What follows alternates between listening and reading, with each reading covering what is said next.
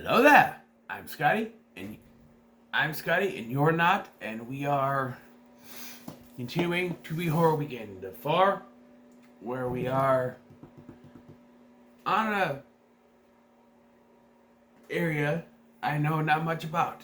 I've seen none of this man's movies, but it's Frank Henenlotter.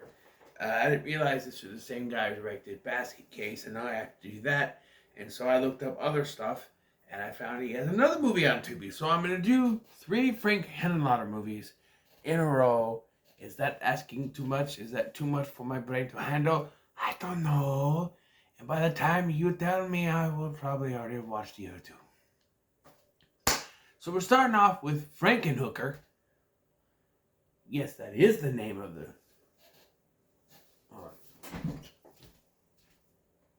Alright, my Xbox was making noise and then it wasn't. So I was confused that it shut off or something. So Frankenhooker tells the story of Jeffrey, whose girlfriend is brutally, accidentally killed by a powered lawnmower that he created. So he created a remote control lawnmower, kind of like Honey, I Shrunk the Kids, only more dangerous, for her father.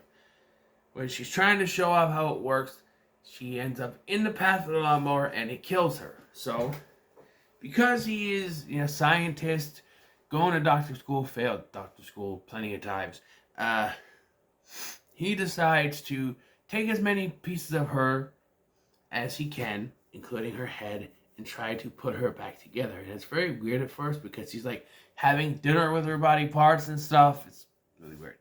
But then he decides he's going to put her back together and bring her back to life, a la Frankenstein style. Hence Frankenhooker. And it actually, like, his last name is Franken, so Frankenstein, Frankenhooker. He's got a heavy New Jersey accent, kind of talks like this all the time, So he goes down to these hookers, and he flashes money around, and he gets about 6 or 7 of them, and permission from their pimp, I forgot his name, Zorro, the pimp Zorro, to take them and try to figure out who the best girl is. So there's a scene. He plans to pick out one of them, possibly, and then kill her with this super crack that he has. Which, okay. So he starts going through them and marking off body parts. And we know that he uses the ass of the girl because he check marks it. And then later we see it check marked when he... So, yeah. Different body parts. And he uses this serum or something, I guess. But, he's looking over them. And they're like, hey, you had 30 minutes to pick out someone, and we gotta get going. Zorro shows up, and he's downstairs waiting. Breaks, like, there's that thing. We have a plastic thing over, and there's a guy on the other side. He breaks the outside of it, and, he's like, Zorro's not waiting no more. This is bullshit, or whatever. And he goes up just as the hookers find, because he's like, they're like, we want money. Well, here's your money. And he throws the bag. And they find the money. But then also, there is the super crack. And they find it. And he tries to warn them. Tries to tell them not to do it. But they don't listen. And they start smoking the crack.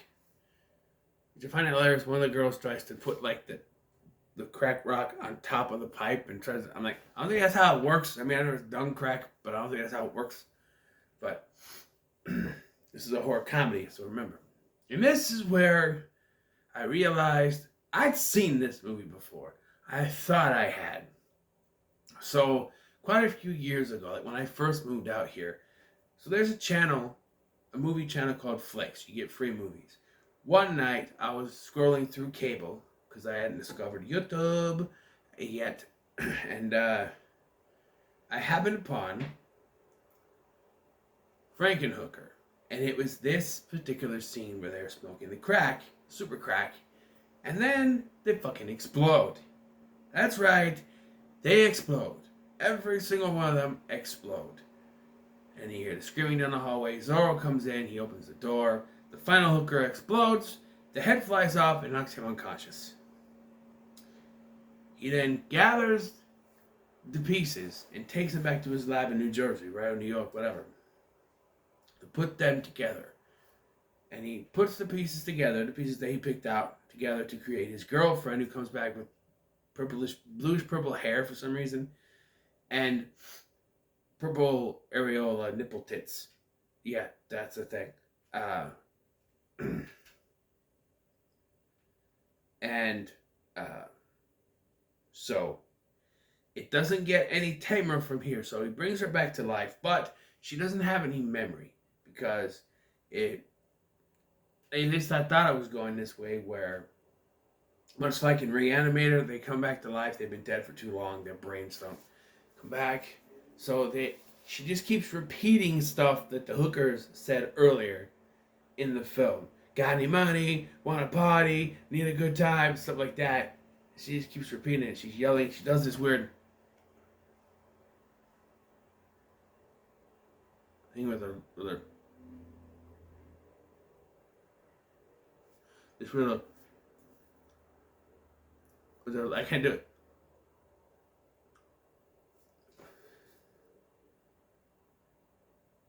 Whatever with her. She just keeps doing it. And I stopped doing that, become a thing. She keeps doing that over and over again, and she gets out, and he has to chase after her, but he can't find her because she knocks him unconscious, or he's left behind somehow. I don't remember exactly how, but she gets out, and she starts being like a hooker, and this fat bald guy bites on it, says, "Yeah, I want it," and they go to a hotel room. She gets naked. This is where you see the purple areola tits. And then she gets butt naked. They start to do it and stuff.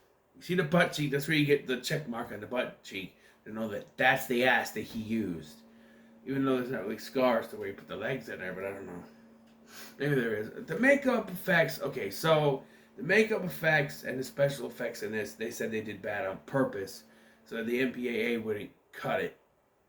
I wouldn't cut any of it, and I think they just said that because they couldn't afford good effects.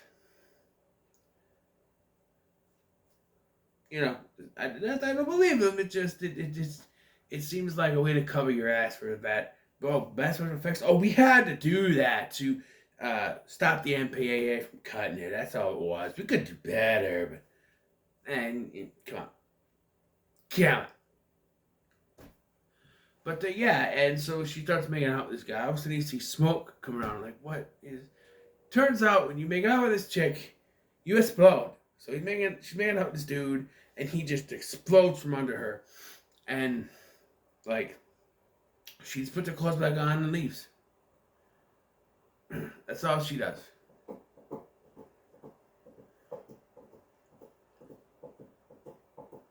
Then she goes into a bar where... coincidence of all coincidences, Zorro just so happens to be, and there's this other guy, a Mexican guy there who hits on her, and she goes in there and she starts eating pretzels because in her previous life she was a fat ass who couldn't stop eating. She even got her stomach stapled, and she still couldn't stop eating. Well, you get your stomach stapled, you can't constantly eat, or you're gonna burst. I'm just saying, but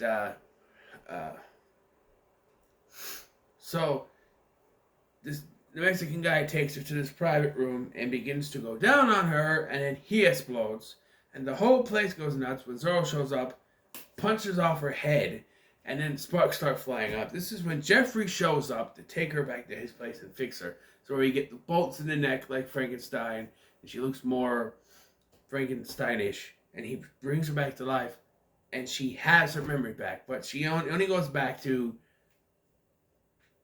Her memory is of just before she died. Oh, Lawnmower, what happened? Was I in a coma? And he's like, no, you're dead. And she's like, isn't that my hand? it's not my leg, it's not my tits. Even though they are, but she was in like a fat suit in the beginning, so she looked different. So that when they actually showed her actual body as the Frankenhooker, they could pass it off as being different because she was fat then and now she's skinnier. And this is where it really goes off the chain. So, now that she's alive, she freaks out. But then Zorro shows up somehow and decapitates Jeffrey. And then this makes her freak out. And he's like, oh, Zorro know what you need. You want some of that rock. And he's got like crack in a bag. This is when all the body parts of the hookers that were in like a freezer crawl out and murder him. And then we cut to